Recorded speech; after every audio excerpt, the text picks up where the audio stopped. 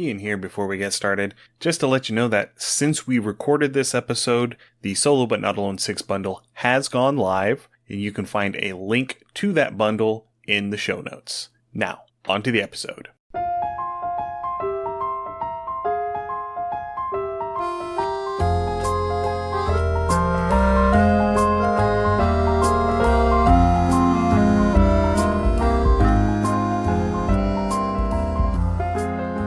Hello and welcome to Undercommon Taste. This is a podcast where we create and discuss homebrew content for tabletop RPGs. You are never lonely if you like the person you're alone with.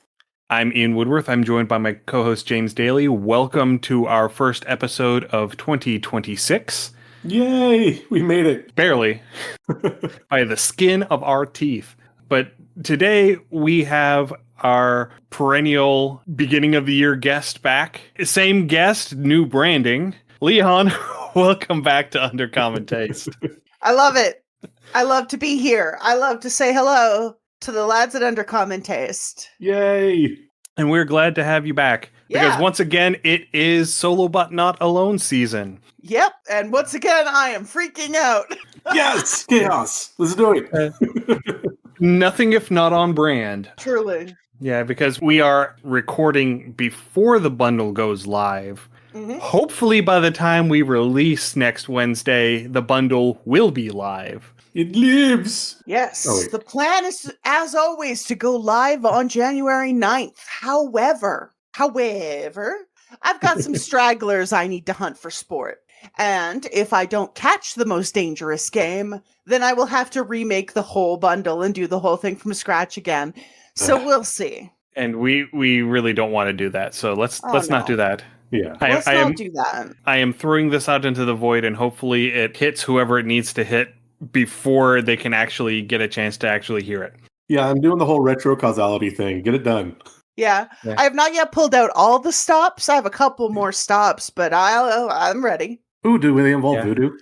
No, they involve putting your forefingers and middle fingers against your temples and just thinking really hard. Oh, I do that sometimes too, yeah. Yeah. Making like subtle but very noticeable noises in my throat as I do so, yeah. Yeah, an atonal hum. Uh-huh. Yeah. Slightly modulating. Yeah. I was going more for like the Mongolian throat singing. That works too. Honestly, I've never studied it. I don't know as much as would be beneficial in this situation. I bet it would help. Maybe. I don't if know how nothing to else, it do would it. sound cool. Yeah, I know there's a rock band called The Who, H-U, that feature it in there. Oh. Fairly interesting. Powerful. Yeah. Beautiful and powerful. So we have Solo But Not Alone. This is number 6, Woohoo! Correct? This is number 6. I have been doing this for 6 years now. Solo But Not Alone, for those of you who are new, is an annual bundle of single-player TTRPGs with the benefits going to a mental health charity. This year, we're going to have a bunch of games, many of them, as opposed to previous years. This year, we are going to have 90 games for $10. $10. It's always $10 every year. And that money goes directly to gaming mental health charity Take This, who have been just wonderful partners and wonderful to work with, and I love them very, very, very much. Yeah, I mean, the value of this bundle is always great. There's always, I mean, I might not play all 90 because I intend to and I want to and I run out of time, but there's always at least 4 or 5 that I played. I'm like, I'm going to go back and play that again. And, I get a lot of replay value out of a lot of these games. My goal is for somebody to find a favorite game in the bundle. And as always, there's a guidebook spreadsheet that's been uploaded so that you can find the game that is going to become your returning favorite again and again. So, yeah, I think, see here, the surprise standout, I think it was either in 3 or 4. Mm-hmm. And it was Roosting with Your Hot Chicken Boyfriend. Oh, I think that was in 3. Let me check. I think it was in 3. No, I think it was in 4 because I did a review video of it. Yeah, I didn't do any reviews of 3.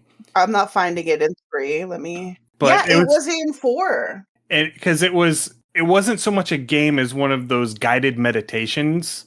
And it was one of those where I went into it skeptical, but it somehow worked.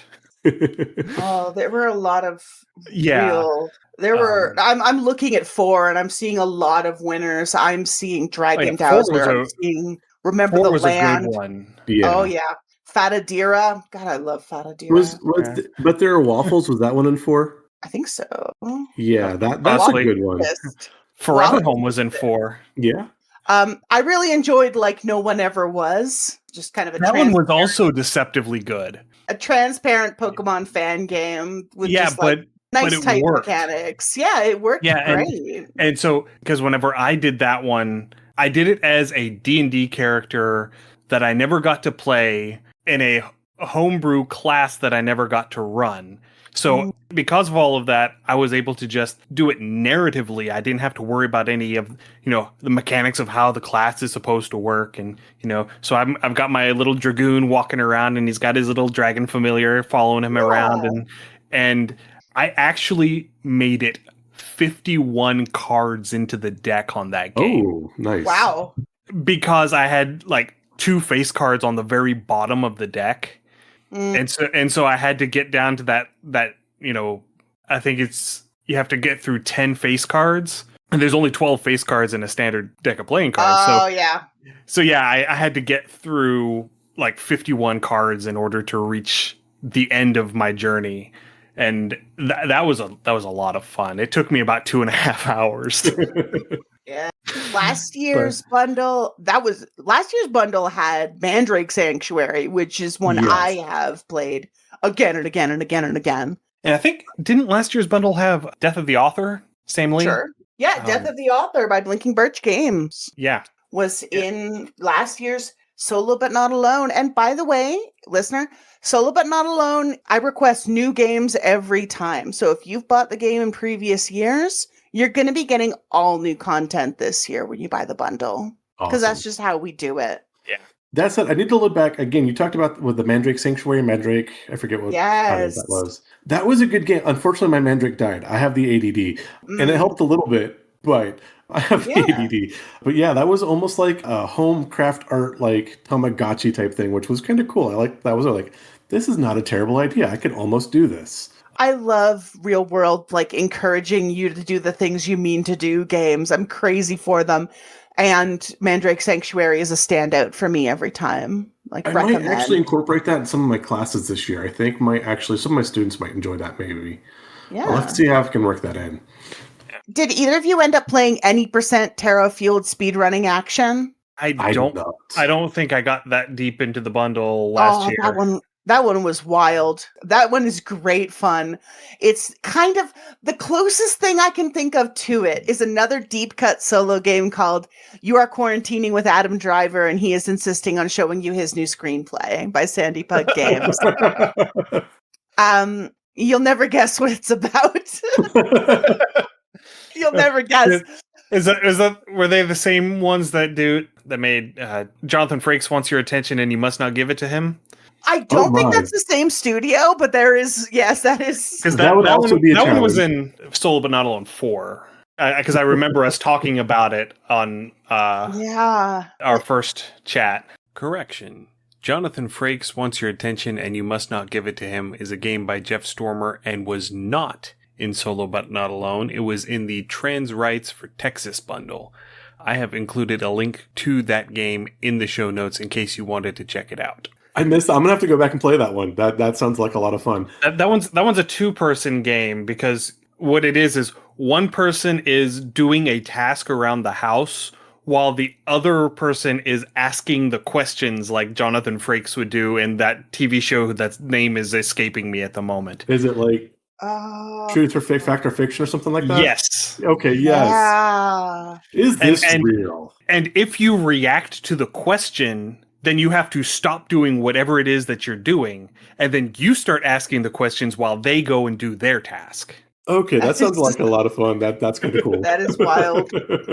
You Are Quarantining with Adam Driver, and he is insisting on showing you his new screenplay is about what the title says, but it's not like it's about like you're random rolling and journaling, not to discover the plot of a story, but to discover your interactions with the story and its writer. Okay. And so, like, you're coming up with this story, obviously, because you're reacting to plot points. But the game isn't about the plot. The game is about Adam Driver telling you about his screenplay and you reacting to the plot. And Nice. Any Percent was very similar in that, like, you were making a fictional game, but it's not about the fictional game. It's about the fictional speedrun tech surrounding the fictional game. And I So- just find games like that so fascinating. So are you trying to make it a faster speed run or a longer speed run? Like, are you trying to put glitches in the game or eliminate glitches where they wouldn't be? You're trying to discover like speedrun tech and glitches and Okay. tricks and get a good time. I And like you it. can even because you can calculate your time based on like the cards that come up, you can even like race yourself. Like you can Nice. Nice. you could try to get a personal best. Any Percent is so good.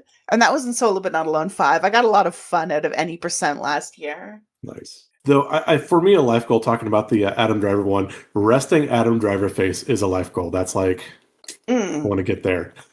Mm. Mhm. Unfortunately, that takes a certain amount of dedication to getting blown up that I'm not willing to personally do. Because he got blown up while he was in the Marines, and that's why he is no longer active duty Marines and why he became an actor. Is I because had no idea about that. yes, because Okay. he got a medical discharge from the Marines. Okay. Mm. Yeah. Okay. The more you Chemistry know. lab explosions. I probably should avoid. Yeah. Yeah. But he's got such a great surly look. It's just like, I'm not mad. I'm disappointed. Oh, I had 2 games in last year. Did I? Did I make 2 games last year? Or just 1? Potatoes. I think I just made 1. I think I just made Unspeakable Gate. No, I had 2. I had the new Apex Predator game and Unspeakable Gate in Solo But Not Alone 5. The Apex Predator was your Monster Hunter one, right? Yes, and that Yes. was a sequel/expansion. It's the 3rd Apex Predator game. Nice. The Phantom Isles, and that I love writing those. They're so much fun. I should do another one. I should make like a big absolute bundle package, but that's not for now. And Unspeakable Gate was about building just a horrible eldritch doorway out of Play-Doh Ooh, that sounds like good times. Let's do it. and like losing your grip on reality because you're building a horrible gate out of Play-Doh. Yay, it's Or kinetic whatever sand it is you everywhere. choose.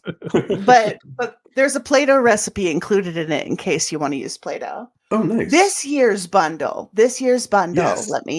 What is on my list for Solo But Not Alone 6? There's one called The Recipe Book, which is, it sounds like a recipe book, but it's a Wretched and Alone game. Okay. I'm interested to see the mechanics of how you would do a Jenga tower with a recipe.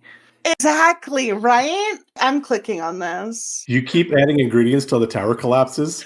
No, according to this, after many decades of service, the old family recipe book has begun to quite literally fall apart. Oh, okay. Well, you plan to yeah. digitize it later. You need to transfer the recipes into a new book before they're lost forever. Okay. Okay. Yeah, And I when can. the Disney tower falls, it crumbles to dust. That's gorgeous. Oh, okay, yeah. There's With Bread and Sword, which is a solo journaling game of fighting monsters and anxiety. It's meant to be like breathing exercises that you use in game to fight the monsters that represent the anxiety. Oh, I want to do that one. That one sounds kind of Right? cool. It sounds so cool. What else is in here? Slime Quest 64, GM-less dungeon crawler. Okay. We love it. My game in here is called Vandal Eyes. It is about taking pictures of graffiti and then using those graffiti pictures to power up when you're trapped in a horrible concrete maze with a monster that's trying to kill you. How does that work? That sounds interesting. I like it. It's based on Mapping the Catacombs. That was a Okay. very long pause, but I did find it. It's based on Mapping the Catacombs by Sorceress and Witch, which is a solo dungeon crawling game where you draw circles and then you roll for how many exits and you make a wretched little map. And occasionally you come across eyes, which are these big lenses set into the wall.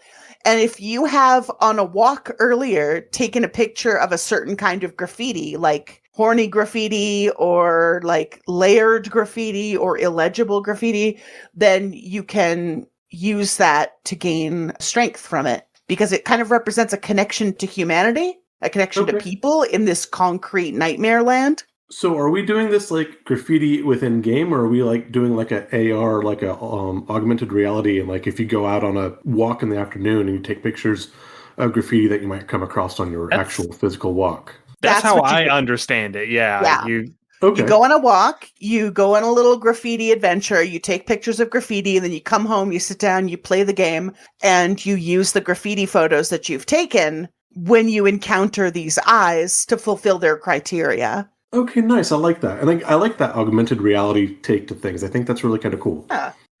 To kind of encourage people to look differently at graffiti if they... Yeah, and maybe touch a little bit of grass. Yeah, touch some grass. I also did this one fully by hand. So like the illustrations on Vandal Eyes are my own lino cuts. Ooh. The layout I did with physical scissors and glue. Nice. The whole thing is scissors and glue. So I hope that people enjoy it. That's in here. 2 raw morsels. 2 raw? W-R-A-W? 2 raw. T-W-O. Okay. There's 2 of them. Yes. Raw, R-A-W, morsels. Okay. You and the others have traveled so far for a bit of meat from Prometheus. Hey, Paul, what? You've taken a dangerous journey through time and space in the hopes that consuming a piece of the Titan Prometheus will give you the insight you need to change something in your life. Okay, Paul. All right, I'll bite. Look, I'm intrigued by this. I'm an eagle or vulture, depending on your take of the myth. Really? Cat Scratcher Studio, longtime listeners will know that I am their #1 fan, and I'll fight anybody who wants to take my spot. I adore Cat Scratcher Studio, and they have Battlelog Farewell, which is basically your character's about to die in like a mech in space. Ooh. Your mech is overloaded, and you have like 1 moment to change everything in kind of your last moment. It's like it's described on the sheet as a solo RPG and solitaire card game hybrid, which I love the way the lads do it. Which was the wretched, the Jenga system one like that? I think that was in Bundle 3. No, you're thinking of, just a second, I have it pulled up here. Lost Among the Starlit Wreckage, which was a Carta game. Oh, okay. Seamus Connolly. Oh, that Connolly. I should probably ask him how he pronounces his name. And Seamus has Quill.exe transmissions from the Black in this year's. So it's a science fiction setting supplement for Quill.exe. Awesome. I've always been pleasantly surprised with Seamus's work. Because I'm no longer surprised. He was acting pleasantly. I'm like, that's Seamus for you. Did a good one. I guess I shouldn't be surprised anymore. Yeah, you're right. But you're right that it's there's always something a little bit unexpected and beautiful about it. Because I got to play test the Cog That Remains. Mm-hmm. I remember you said that. Which was in last year's bundle, and that was just an amazing premise for a game, let alone the execution. So so if you're a fan of mecha themed games, Seamus is a designer to make sure you check out. Especially if you like a very sentimental and sensitive mech game, and I don't mean that in like a dismissive way. I mean just like Seamus is very good with language in a way that makes these games hit pretty hard, I think.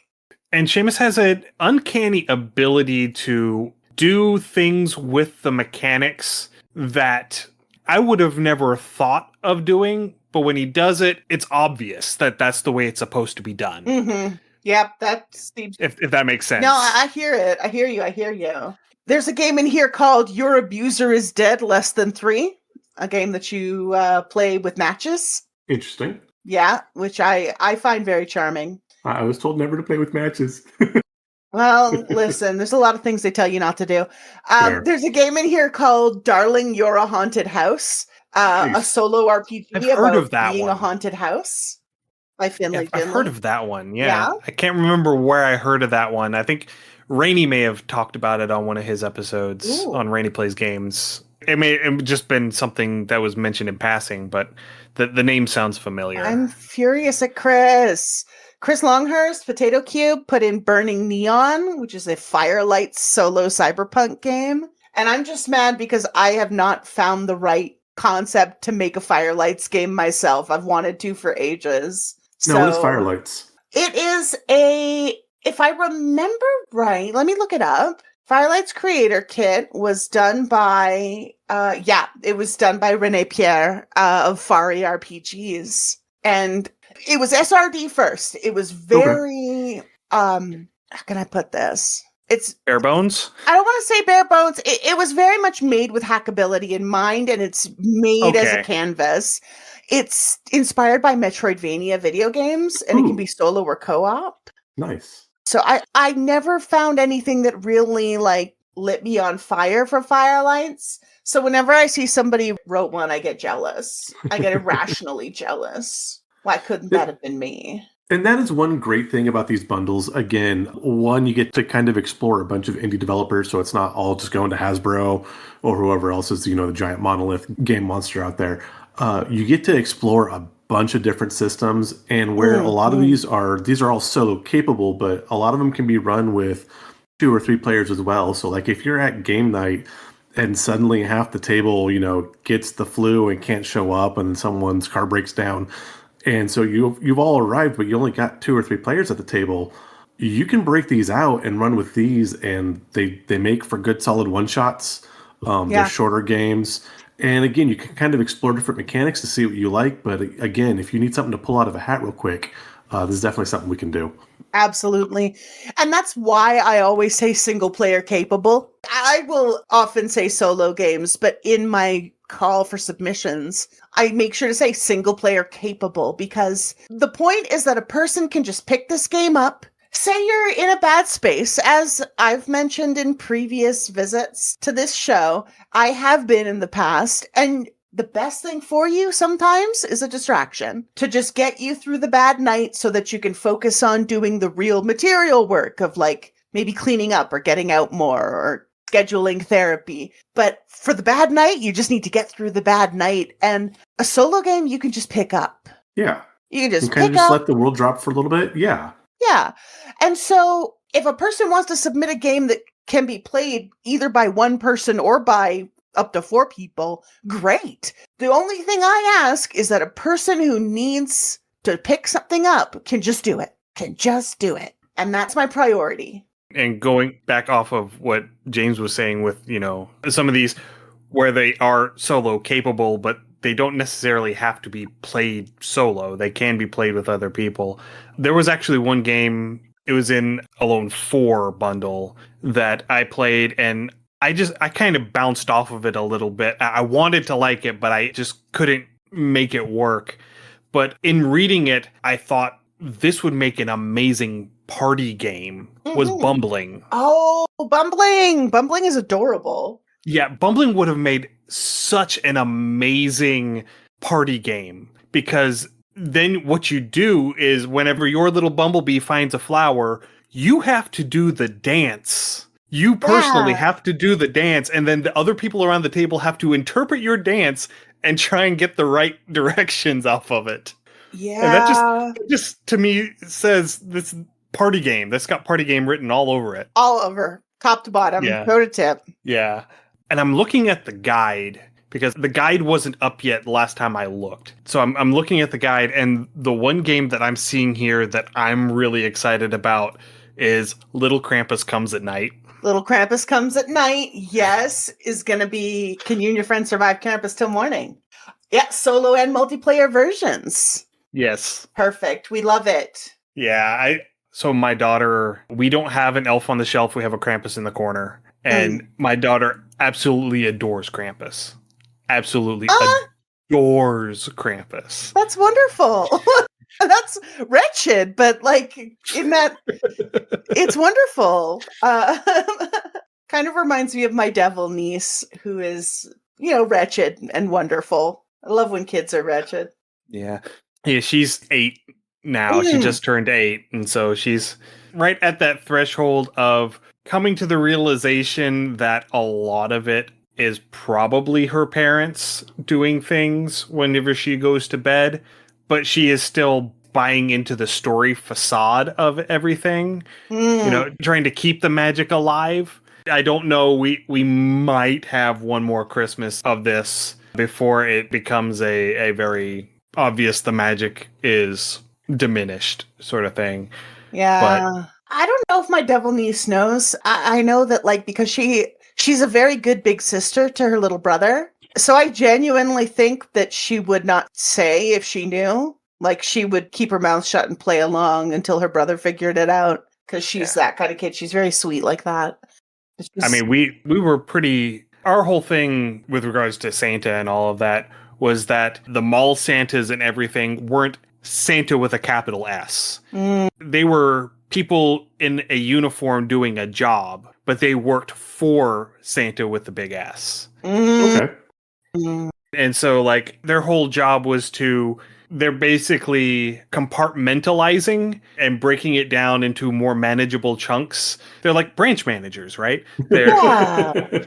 They're getting the children together to give their lists in smaller, more manageable chunks. And then they sort of compartmentalize everything and pass the information along. And it's sort of like the mall Santa, that's a Santa job. That's a person who is doing a job on behalf of Big Santa. They're helping Santa.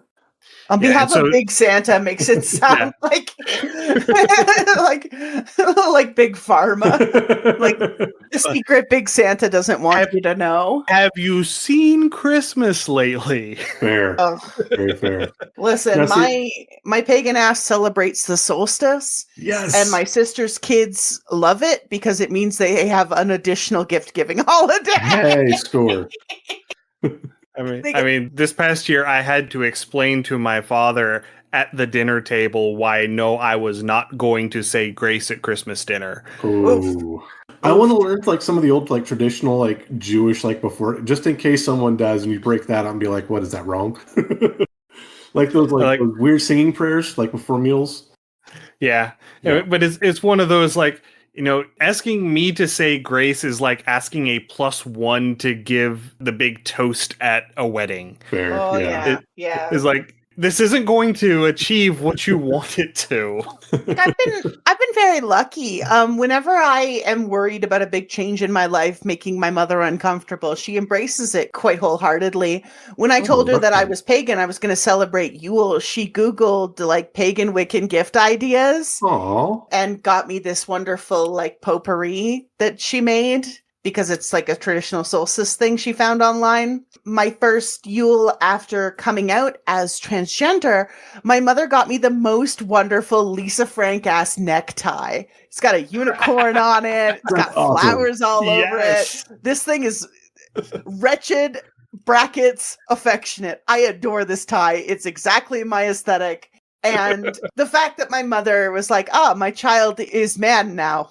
Tie is a good Christmas gift for a man person. You get man-child gifts. Right. Love it. But it was very touching, partially because it did represent like a level of acceptance, and also because it's adorable. It's Lisa Frank as hell. It's very much my aesthetic. I love hot pink and unicorns, and this thing delivers. That makes me smile so hard. Thank you for that. Yeah, it made me smile so hard. I show everybody. Let's see. Speaking of things that make me smile, Pirouette is in here, a solo horror ballet TTRPG. Interesting. Pirouette recently got I want to say, companion. Okay. So Pirouette is Wretched and Alone, or at least it's played with a block tower, and you're a ballet dancer performing for an eldritch horror. I like the concept. I'm following it.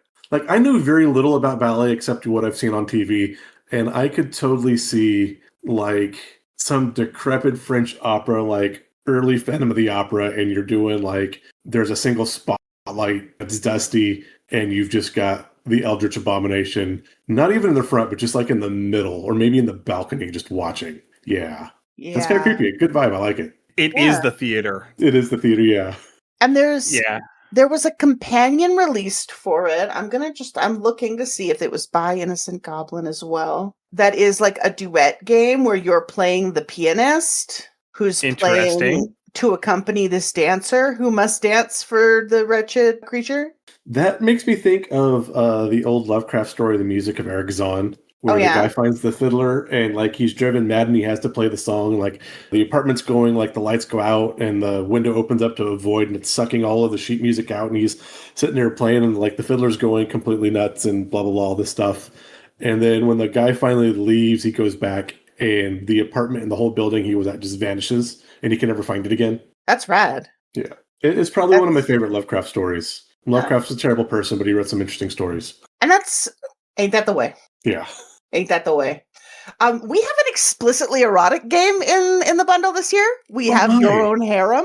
Spicy games. We have a spicy game, and the person was concerned I wouldn't accept it, but my policy for spicy content is the same as my policy for very dark content, which is to say, put content warnings on it and label it clearly in the spreadsheet, or rather in your form application that I will put on the spreadsheet, and go for it. Like, go for it. I am intrigued. I'm mildly curious. I want to see how a solo spicy game would work.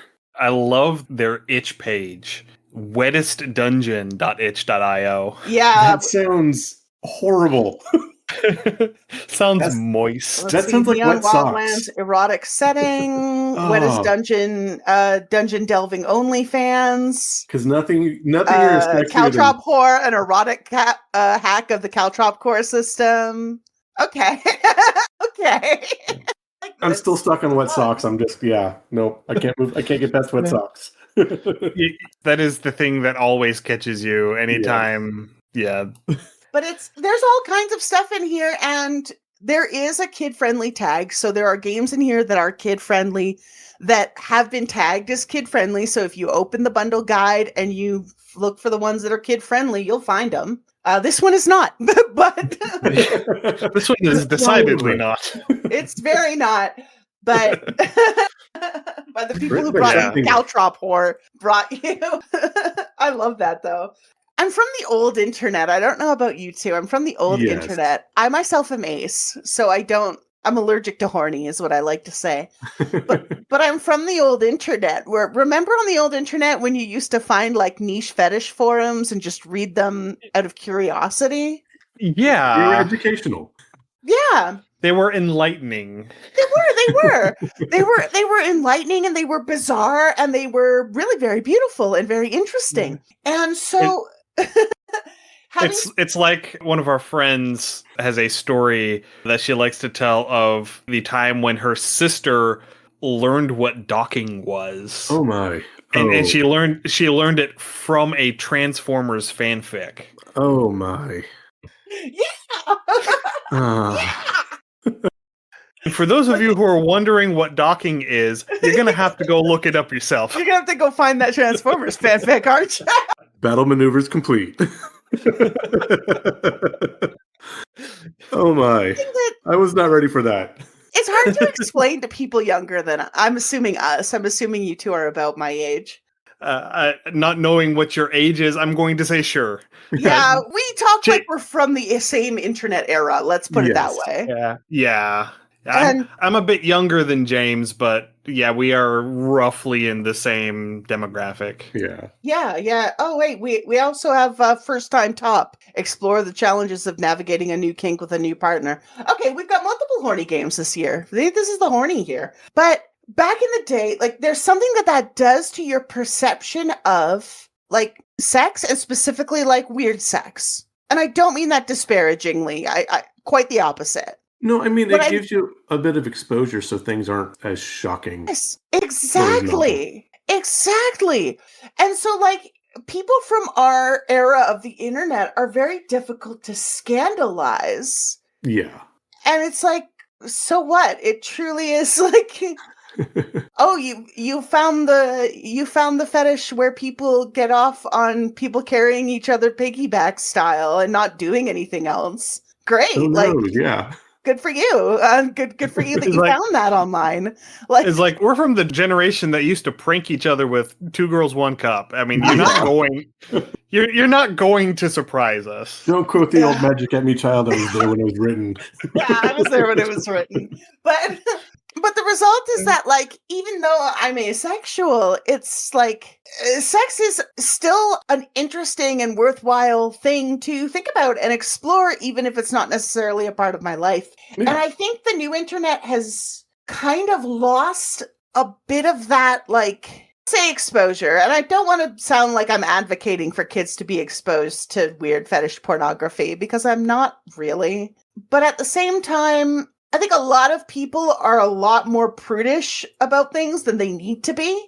And a little exposure to just the realities of what horny looks like for other people can make you less judgmental. I get that. Again, coming from the time of early internet, back in the days of dial-up, I mean, you could read a text of something and whatever. I mean, that is one level of exposure, yes, versus, you know, high def in your face on a, you know, again, my early internet, again, dial up, and I had like a 12 or 13 inch CRT monitor that probably weighed 50 pounds versus, you know, something I can stream to a 56-inch TV in my room. And there is a difference there. Oh, you're right. Which, I mean, if the pendulum has swung to being overprotective or not, I think ideas have been, I don't want to say safeguarded, but again, that idea of being just exposed to a bunch of different ideas, people have tried to put that back in the bottle, as it were.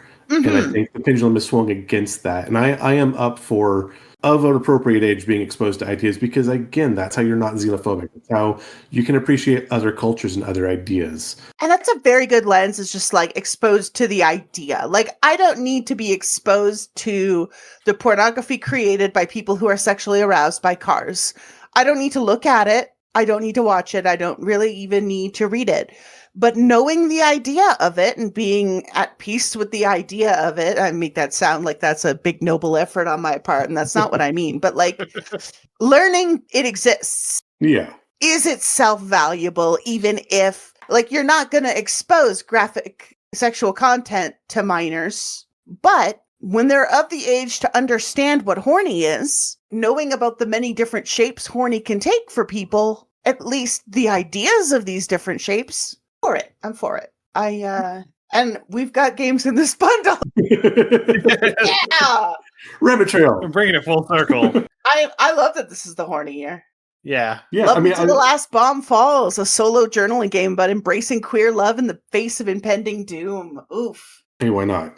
Why not? I like it. Yeah. No, I mean, I'm thinking, you know, again, if it's, you have those moments and those last moments and you want to, like, maybe, or like for those that were always been kind of like trepidatious to step out and they're wrestling with those things, you know, and that's would be a way they could, within their own mind, kind of approach those feelings and like, is this something I have? Is this something I consider? And like, if I was in this case, how would I address this? Would I be okay not expressing that? Would that be something I regret? And again, with a lot of these solo journaling games, that self-evaluation and that freedom to just take some time and within your own mindscape, so it's private, explore your thoughts and feelings is definitely a huge benefit of these. Absolutely. There's one that was a huge favorite of mine. I'm trying to remember which Solo But Not Alone it was even in, but I don't even remember the name. Oh no, I'm flubbing this so hard. It was a game about writing poems, kind of like last year we had Showtime from the Boys Cat Scratcher Studios, which was very, very good. But I love games. There was one that was like you're killing people and writing poems about it. That was just so good. It's Ice Nine Kills. Oh, wait. Yeah, I remember seeing that one. I don't think I actually got around to playing that one. I'm not sure whether it's ever been in a Solo But Not Alone, but one of my favorite solo games is No One Dies Alone in Revolution, which is about like memorializing fallen comrades through poetry. And it's really very, very beautiful. And it's mechanically dense enough to give people who don't typically write poetry, like myself, I usually don't, guardrails, like enough to feel supported in writing poetry. Okay. But it's free-flowing enough to let you just explore those feelings. Nice. I think No One Dies Alone in Revolution is up there on my list of favorite solo games. It's really very beautiful. That's an amazing title. I love that title. I mean, that's just like, I'm in for it right there. Yeah. Yeah. Recommend. Big recommend. Huge recommend. Big, huge recommend.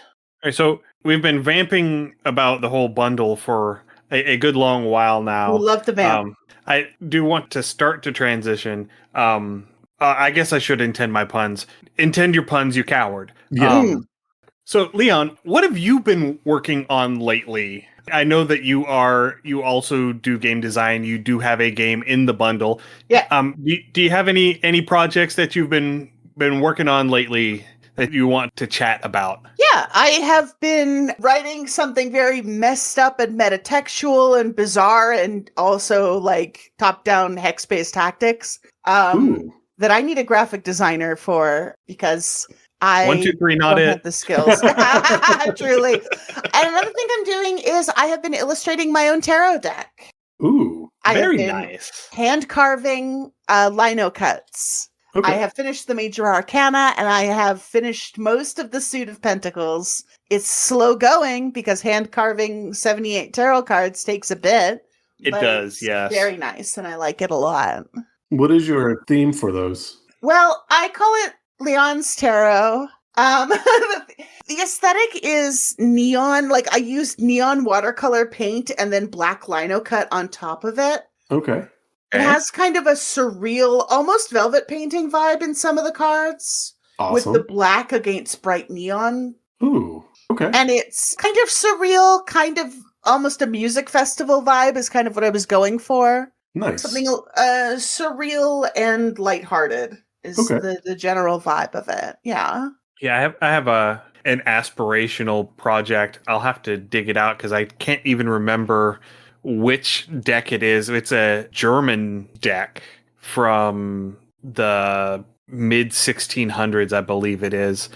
I think the actual deck of cards is in the Victoria and Albert Museum.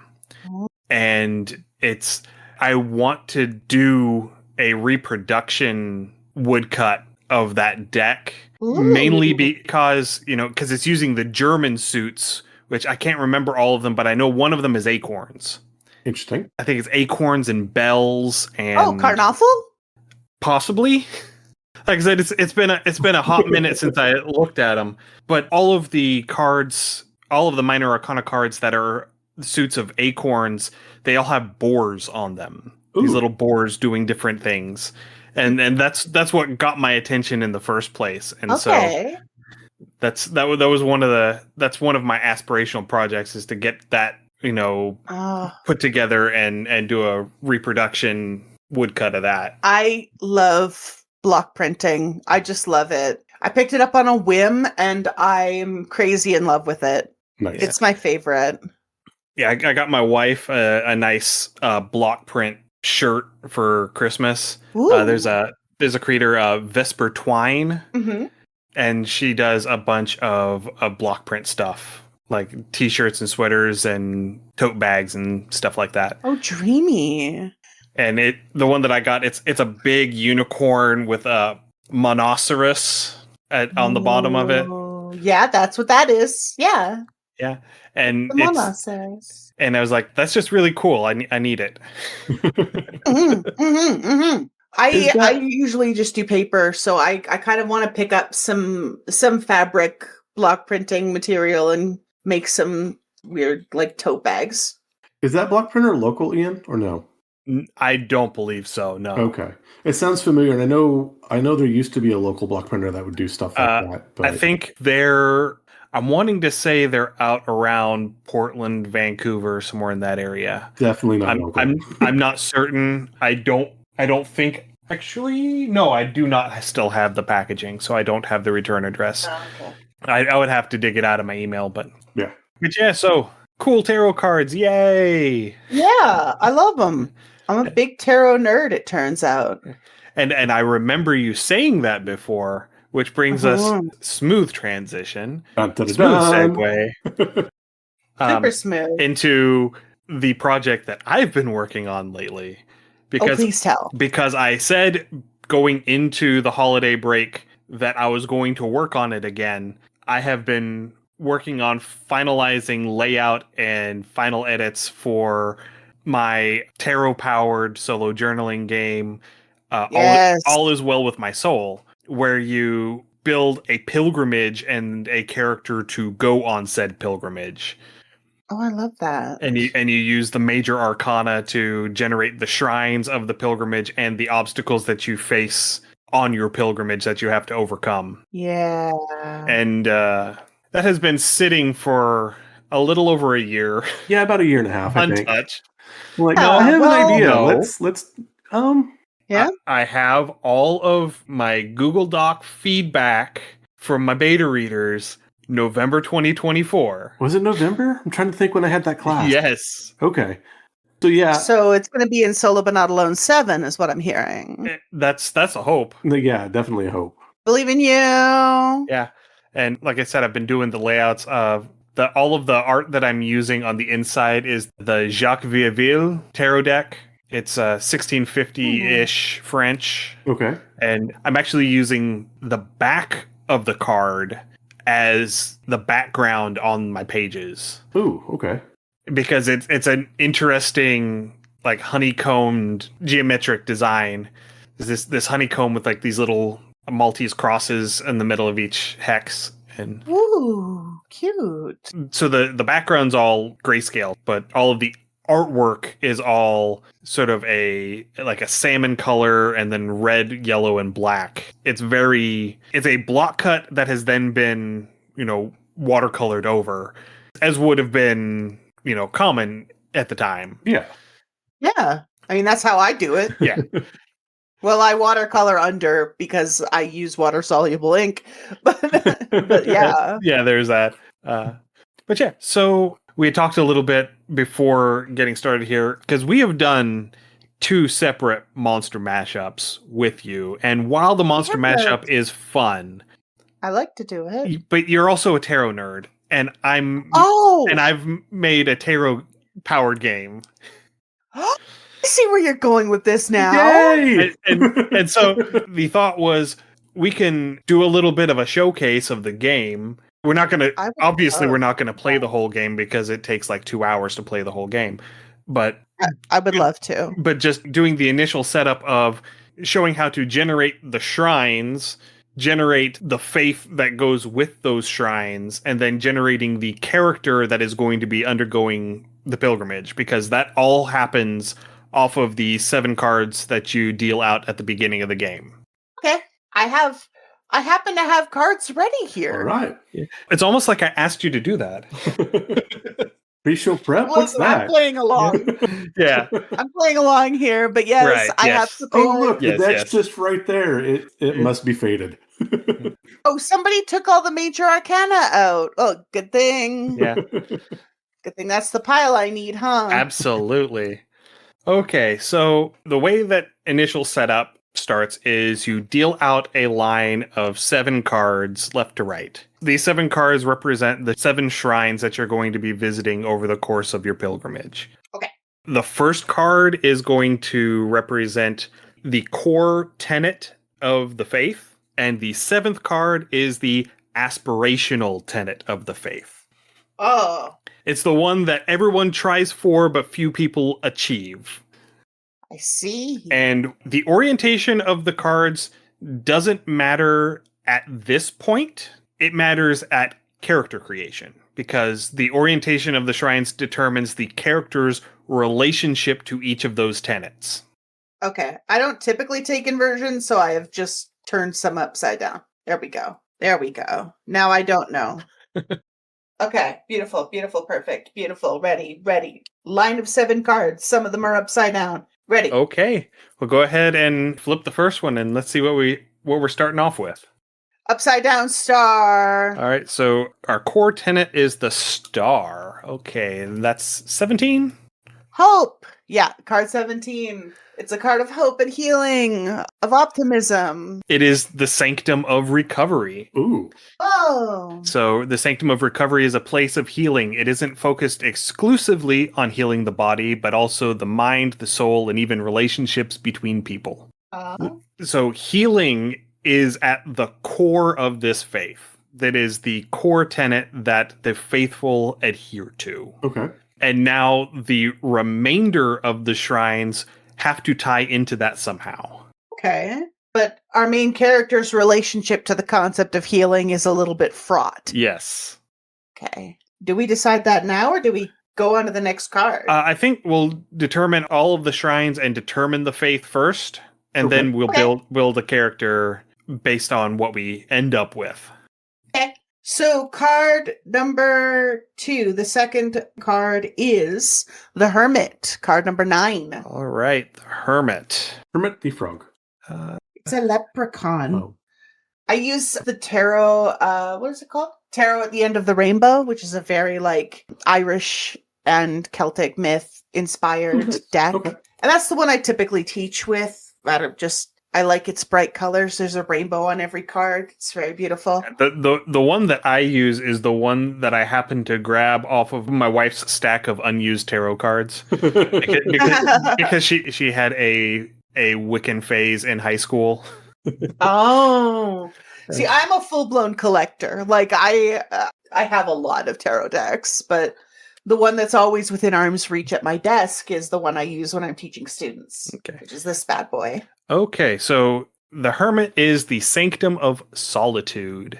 So the Sanctum of Solitude is a refuge where you can isolate yourself from the world for a time. While interacting with the outside world is necessary at times, being able to remove yourself from prying eyes and chattering mouths is equally valuable. What's a little quarantine amongst friends? I was just going to say, that's kind of where the concept of isolation and the concept of healing interact is the Yeah. concept of quarantine. Maybe it's like a sanatorium, not in like the recent sense of like a place where you stuffed mentally ill people, but like in the old sense where it was just like a health resort Like where you would get away tuberculosis? from it all. So is it a sanatorium, not a sanitarium? Yeah. Okay. Yeah. Yeah, Because or like they the, are similar sounding names for very different things. Or like the old Yeah. German spa towns. Yes. Okay. Where people would go to like get away from it all and take the waters, except less crowded. Yeah.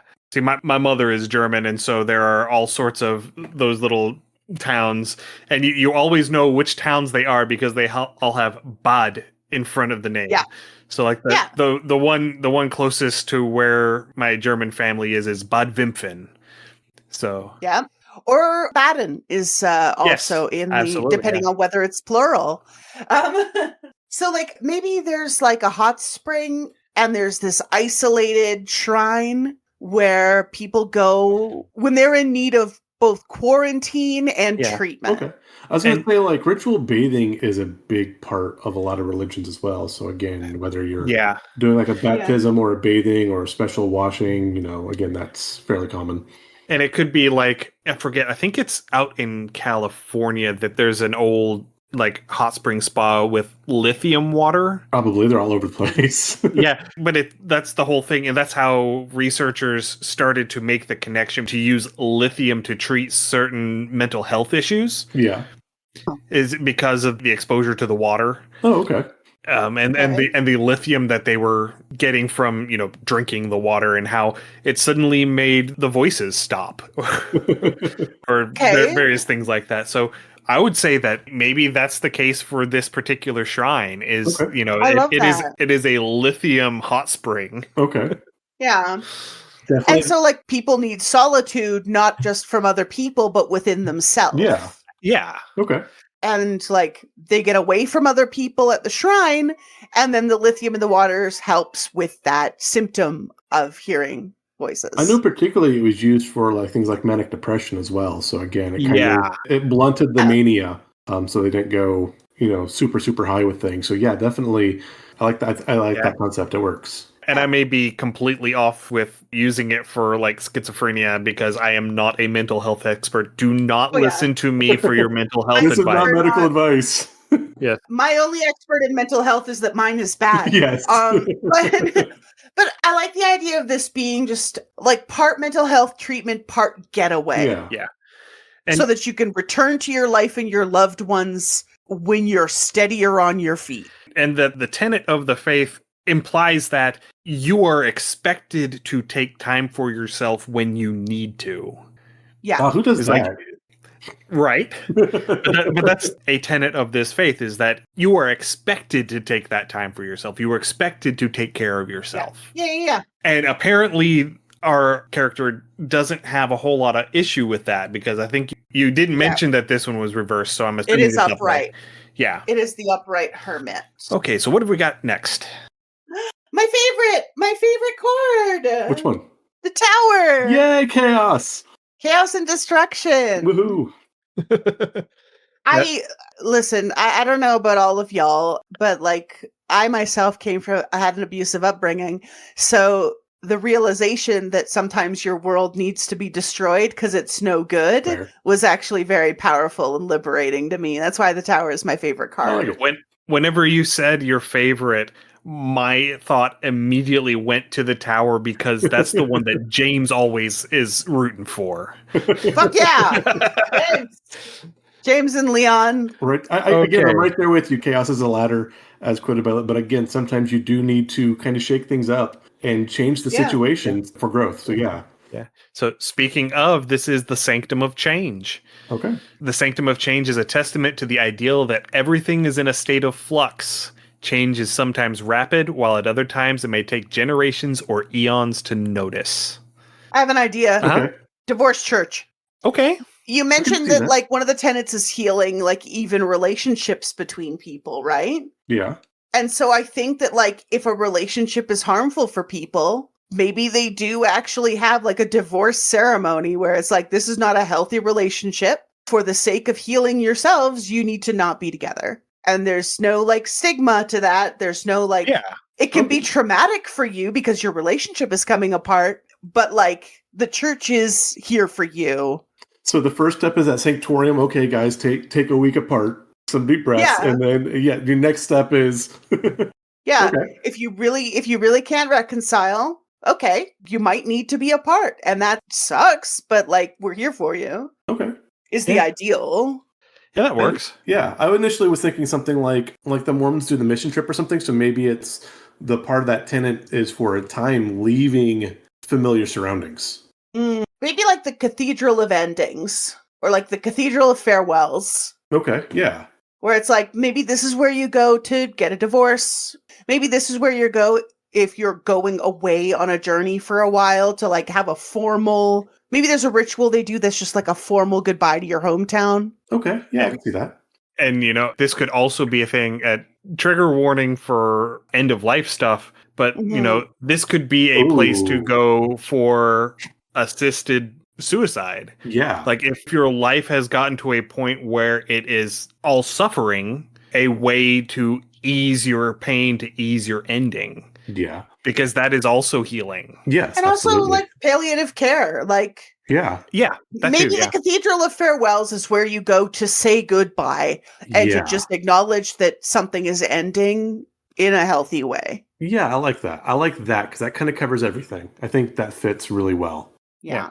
And like, if people are approaching their end of life, they can have a ceremony that is just like I'm not gone yet, but this is my formal goodbye. This is my formal, like, this is my will. This is my... Like Ozzy's last concert? Like Ozzy's last concert. Yeah. Like Gord Downey's last concert. Ripped to the hip. Okay, I should give you another card, huh? So what have we got for shrine number 4? Friend of mine, the Emperor. Card number 4. Okay, the Emperor. The Emperor is the Sanctum of Authority. The Sanctum of Authority embodies the imposition of order upon chaos. Whether a testament to hereditary power, meritocracy, or some natural order of the physical or spiritual world, the one common thread is that there are those who have power and those who do not. Okay. This would be like a cleric or a priest, and they would probably be like an actual medical healer. Like, be they part of a college or something along those lines, perhaps. Yeah, so I was going to say something like something CDC or FDA-ish, where there's like a central authority. Yeah, these are the learned healers, and they... this may be the people who are trained to intervene to prevent people from making hasty judgments. Okay. Like making sure that people take the time and take the effort to try and address issues before just jumping straight to divorce. Okay. Or, making sure that people go through the steps and try all of the treatments before just giving up on whatever illness they may have. Things of that nature. No, I like that. Or like making sure people quarantine when they have a contagious illness. Yeah. Yeah, making sure that people stop and take care of themselves. Yeah, absolutely.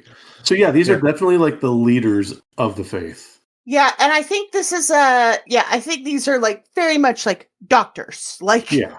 but at the same time there's a social authority there that is just like, no, you can't cook this. This has been making people sick. We're not having it. Yeah. Or You like, don't drink from the well anymore. I'm sorry, like this contagion has shown up in your village by authority of the Temple of Authority. Everybody stay home. We're going to have like food shipped to you and shit. Okay. Yeah, that works. All right, so what have we got for shrine number 5? Shrine number 5. Moon. The moon. Moon. Card number 18. Moon. So have all of these been upright except for Yes, except first for the one? star. Yeah. Okay. All Moon right. is So upright. playing into, I just realized we have a very mental health heavy spread going on right now. Yeah, because the moon is the card of mental health. Well, because they all are, but yeah, the moon is very Right. specifically addresses that. So the moon is the sanctum of emotion. The sanctum of emotion celebrates the healthy expression of emotions. It represents the belief that any emotion can and should be expressed, but that it is the responsibility of the individual to direct their emotions in ways which cause no harm. You know what I'm reminded of? What? You know, the ancient Greeks believed in catharsis like a lot.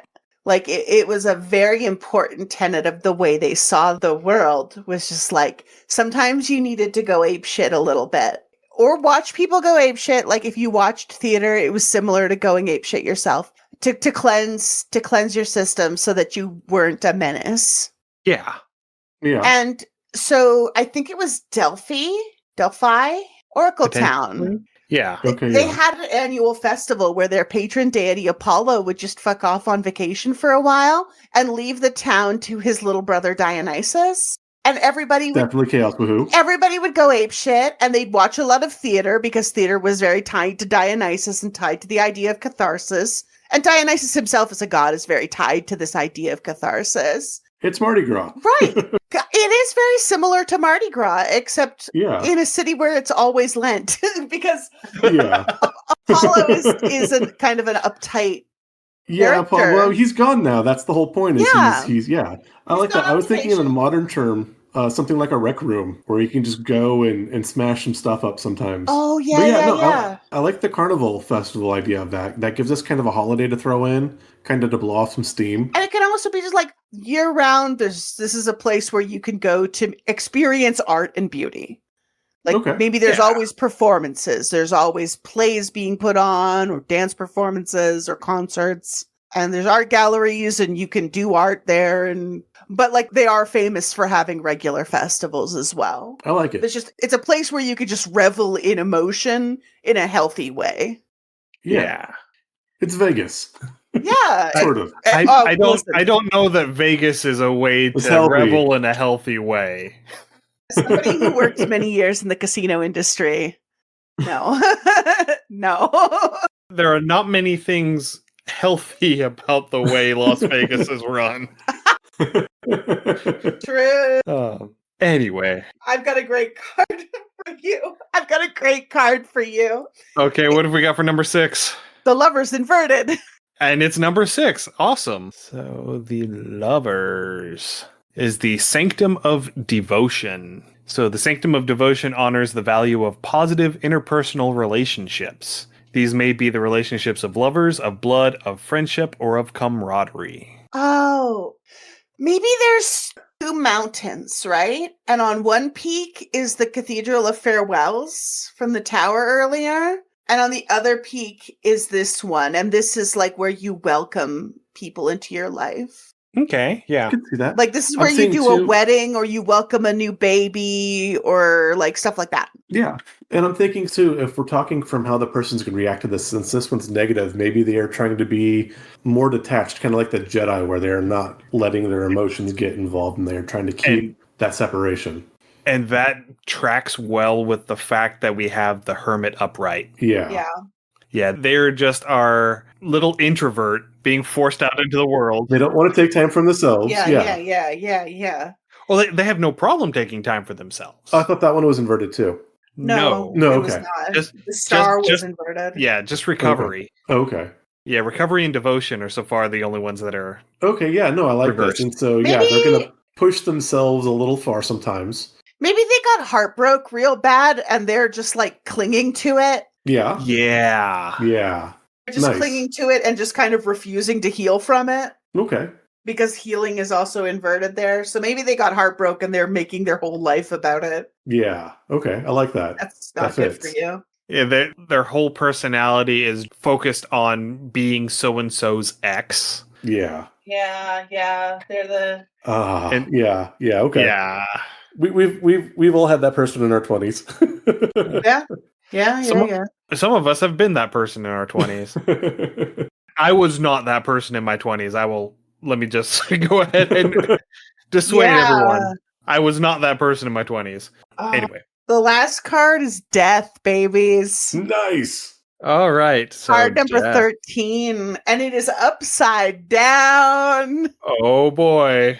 Right? I don't want to. So the faraway ideal is to achieve some kind of like peace and oneness with the cycle of life and death. So death represents the sanctum of resolution.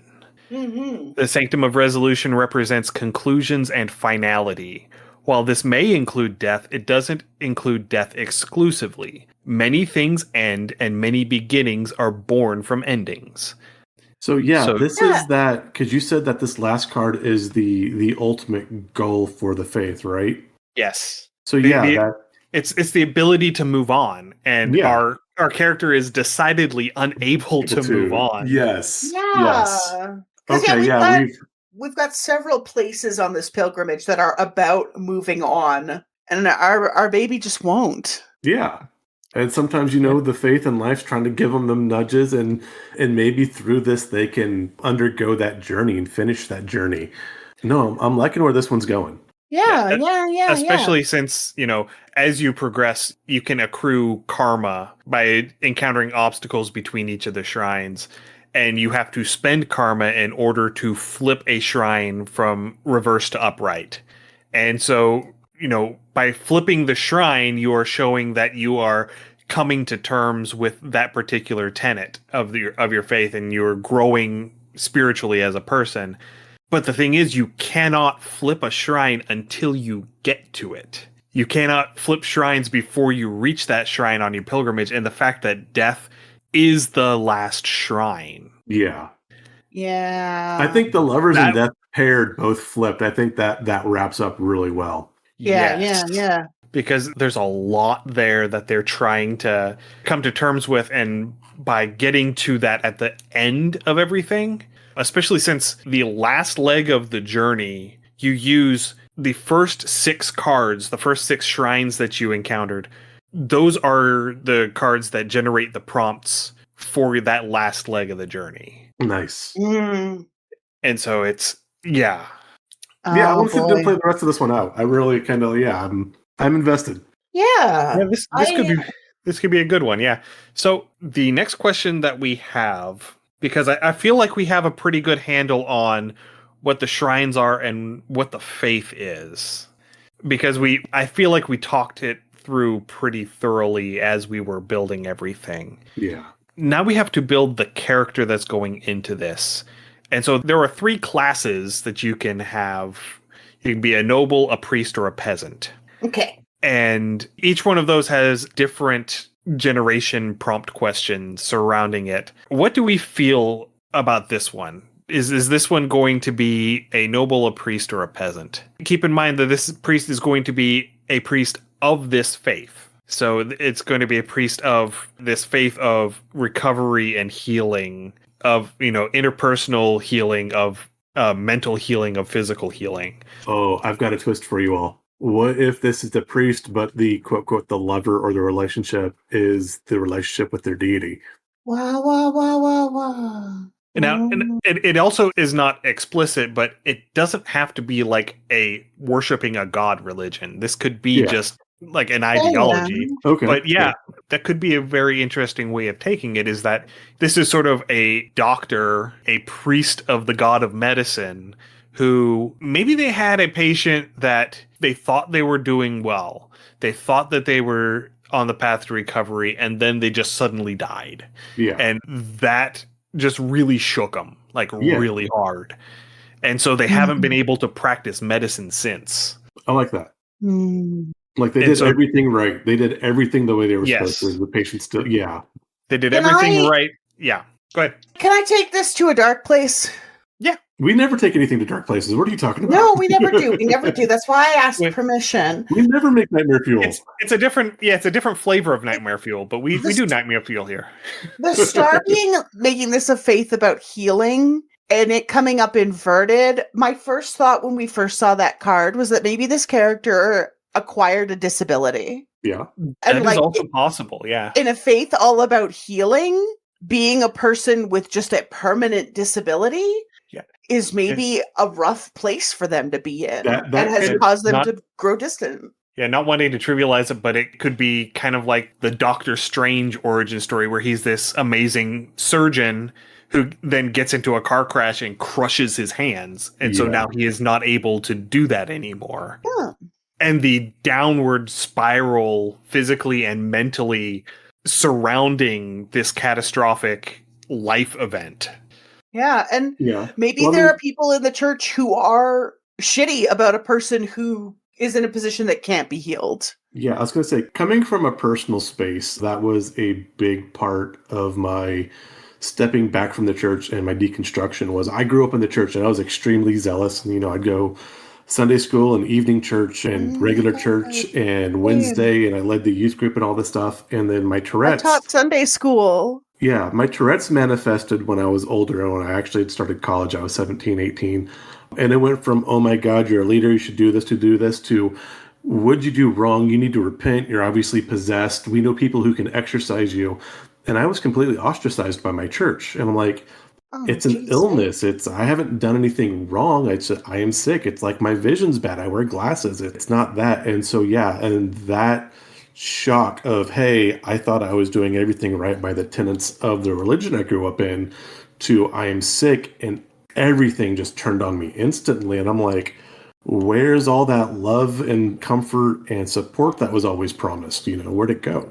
So I can totally feel that. Yeah. And like my falling away from my church, because I was also very, very religious in my youth, was the realization that I grew up Catholic. Okay. And I was very, very serious about it, even as a child, but I could never be a priest. I was born a lady-shaped person. They don't let those be priests. Right.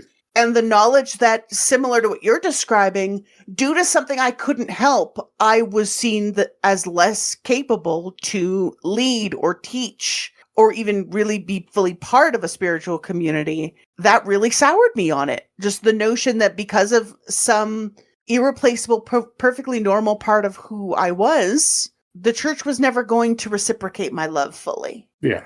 And that sucked so nice to feel that way. It does, yeah. Those moments where you feel your faith break, they hurt, and I would not wish it upon anybody. Oh yeah. Yeah, no. So I can totally, like I said, from this character's point, I could totally feel that.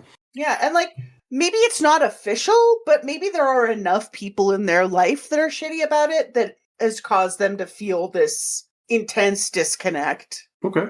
And are shifting towards them becoming disabled as part of their origin and leading into going on this pilgrimage. It also plays into their starting stats because they start with the lowest health score of any of the three classes. That fits, yeah. They start with 4 belief, 3 wealth, and 2 health. So, and I think it fits too that, again, that belief is the strongest thing they have and they are struggling with it. Yeah. Okay. Yeah, so priests are the lifeblood of the faith, and the priesthood is a bastion for those whose belief is strong. The faith is also supported financially by the faithful, which leads to priests affording a comfortable, if not luxurious, life. They are often tethered to their duties within places of faith where they serve, and as such lack the physical fortitude of other individuals. We can play with fast and loose with those descriptions. So getting into the question, says, if you choose to play a priest, what is your motivation for following the pilgrimage? Well, I think we touched on it. We're trying to find that resolution for how we feel about the faith, whether we're holding to it or we're breaking up with it. Yeah. Yeah, we are having a crisis of faith at this point, Yes. and this pilgrimage will resolve it one way or the other. Are you seeking to reinforce a strong faith or shore up a weak one?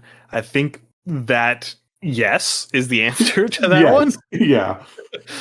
Yeah, I think it's shore up a strong faith so it doesn't break entirely. Yeah. Yeah. Do you believe yourself? Oh, I need to edit that sentence. Do you believe yourself to be a mainstream believer, or would your views on your faith be considered unorthodox? We are branching into heresy, and that is the question. Yes. We are shifting from mainstream out of the orthodoxy. Yes. Yeah. Because, like, our existence is a little heretical according to some people anyway, which is fucked up. Yes. And this is the first time they've been on the other side of the curtain. Oh. And they're beginning to realize what they have perpetuated over the years, and it's sitting very poorly with them. Yeah. Are you more beholden to supporting your own faith or the faith of others? Ooh. I think the faith of others, just because, like, priests is one thing, but the priests in this church are also like doctors and nurses and caregivers. And so I think that there's such a strong caregiving instinct. Right. Yeah, I can feel that. And they feel if they don't have their own faith, they can't administer to others either.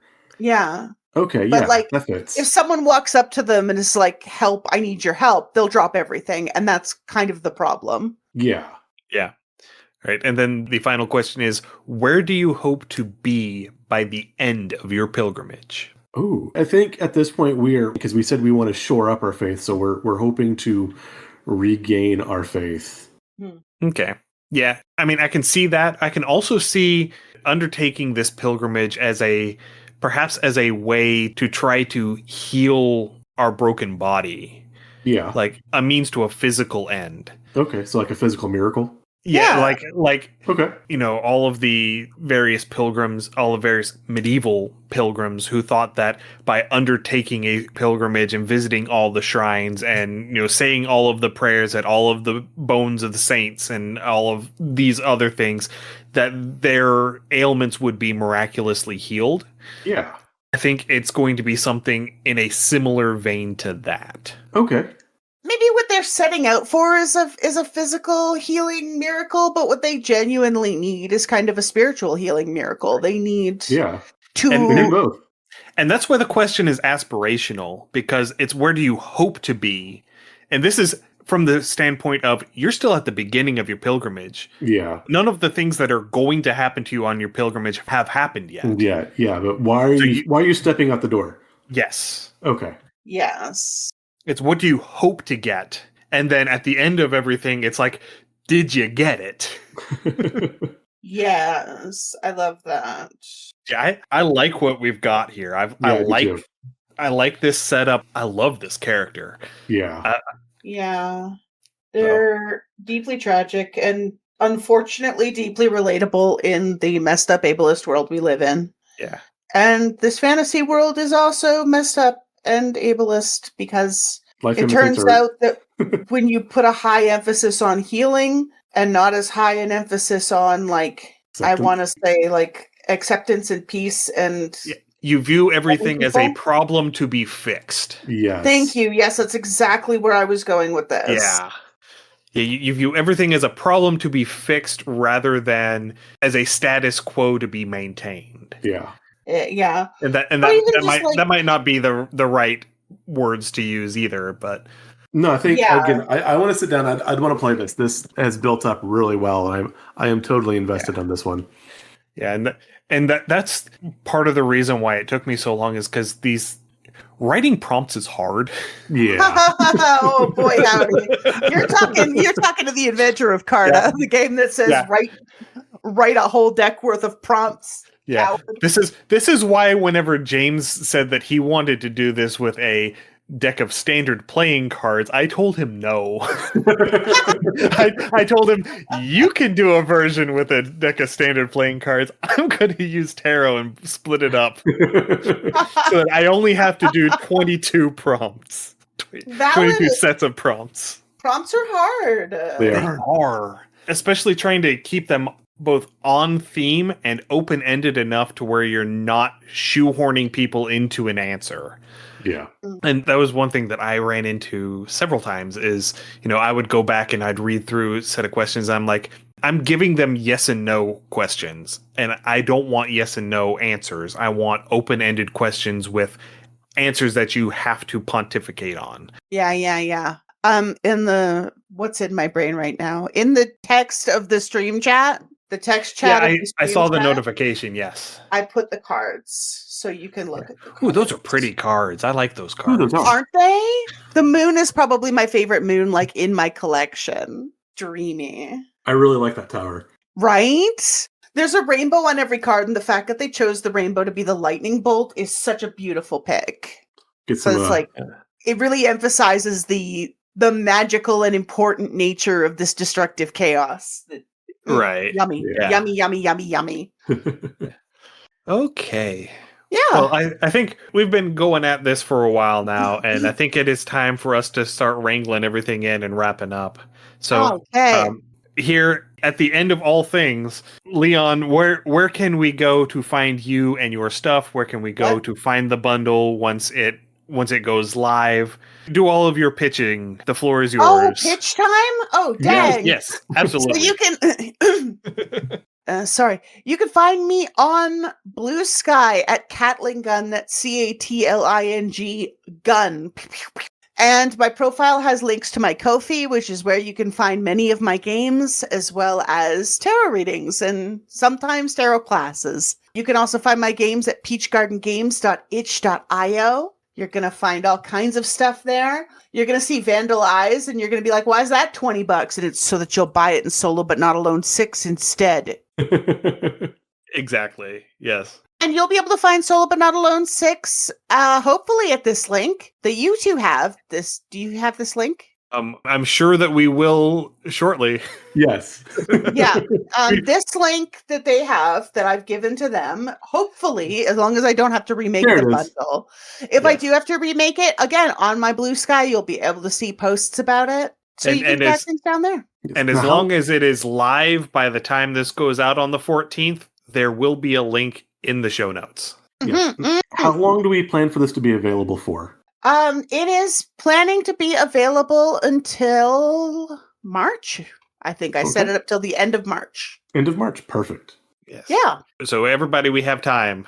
We have time. Get those Yeah. $10 together. Again, this is probably one of the better $10 that you'll spend entertainment value wise.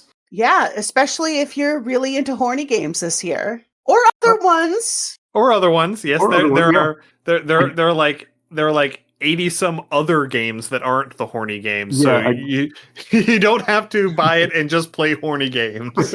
I'm seeing multiple games about meat next to each other, not in a horny sense, just in a meat sense, and that's pretty great. We said there was 90 plus games in this bundle, correct? Yes. Yeah, so again, you're looking at 90 cents per game. That's you're not going to find. Actually, no, 9 cents per game because there's 90 for $10. I can't math. Math is hard. 90. Yeah, 90. It is 90 cents. 90 cents per game. Okay, yeah, I mathed right the first time. Actually, no, it comes out to about 11 cents per game. Neither one of us were very good on our math game that night. But again, that's an amazing deal. You get to support some indie game creators. Again, this all goes towards a mental health charity as well, because again, mental health is very, very important, and that's the whole thing. Is we wanted to help support that as well. Yeah. The great thing about Take This is one of their big initiatives is called AFK Rooms, where they set aside not only a quiet space at conventions, but also a space where there are staff on hand and access to mental health supports and information about how to best support your mental health. And that's so key because conventions are make or break for a lot of people's careers in gaming.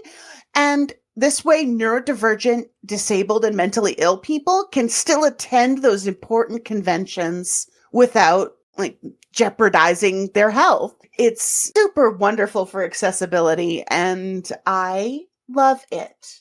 thank you, Leon, for coming back and chatting with us, even Yeah, if it it's always was good to have all you on. free form and going everywhere. I love it was- to do it. We love to do it too. Otherwise, Yeah. we wouldn't keep inviting you back. You know, when you put it like that, like that, I guess like- it makes sense, huh? It's like as long as we keep having fun, we'll keep inviting you back. It'll be great. You know, and Yeah. I'll keep coming back because this has been Yay. great.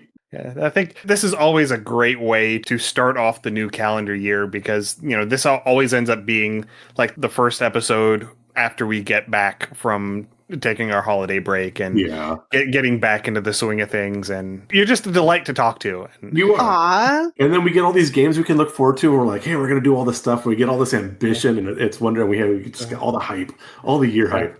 It's a And great then- way to start the year. And then the ADHD inertia kicks in and you only play like 7 of the games. And That happens too. That's allowed. It's fine. yeah, And I think Yeah. for Solo But Not Alone 4, I made it through 12. dang, I powerful. was trying to do one a week, and that did not happen. That It was very honestly- aspirational, and it did not happen. Honestly, it's challenging. It's challenging. Yeah. So, Leon, thank you again for coming and chatting with us. We had an absolute blast tonight. My And- pleasure. And thank you, everyone, for listening. If you have any comments, suggestions, or ideas, send us an email, undercommontaste@gmail.com, or come join us on our Discord. You can find a link to our Discord through our website, undercommontaste.com.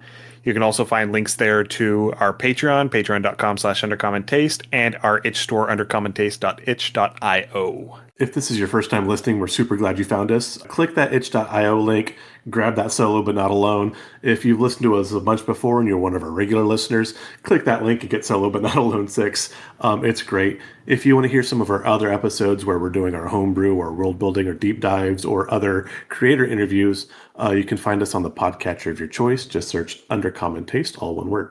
Stay safe, everyone, and we will see you again in 2 weeks. Happy gaming. Bye. Thanks for joining us for another episode of Undercommon Taste. Our theme song is Massacre Anne, written and performed by Mary Kroll and used with permission.